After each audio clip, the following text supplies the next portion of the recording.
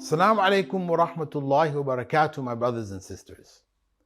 This is a portion of another verse from the Quranic reflection series, and it is found in Surah Al-Baqara.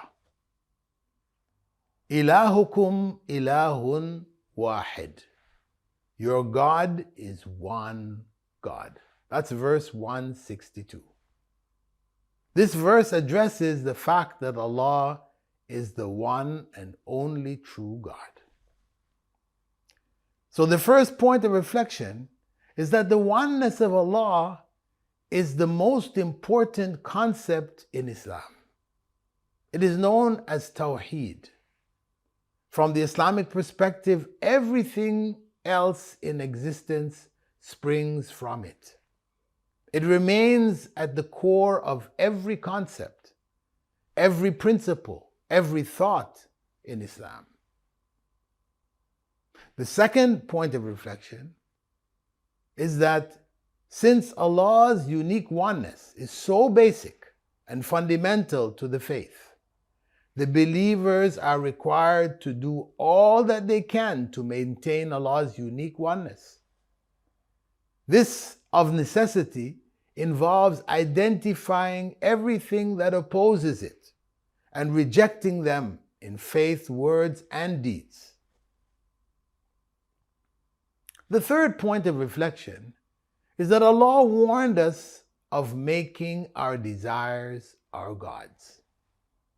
Allah said, أَرَأَيْتَ مَنِ اتَّخَذَ إِلَهَهُ هَوَى.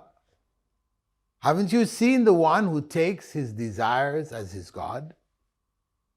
Our main desire is to be pleased. So in search of pleasure, we become enslaved or addicted to the material pleasures of this world, which are endless. And we usually end up destroying ourselves. The Prophet ﷺ warned us that if we make wealth our God, our lives will be miserable. He said, Ta'isa abdud dirham wa abdud dinar. The life of the worshipper of the dinar and the dirham will always be wretched. We should keep that in mind. So many people earn, gather, accumulate huge amounts of wealth only to destroy their lives, commit suicide, harm their families, etc. Don't think that money brings happiness. Barakallahu feekum. Wassalamu alaikum wa rahmatullahi wa barakatuh.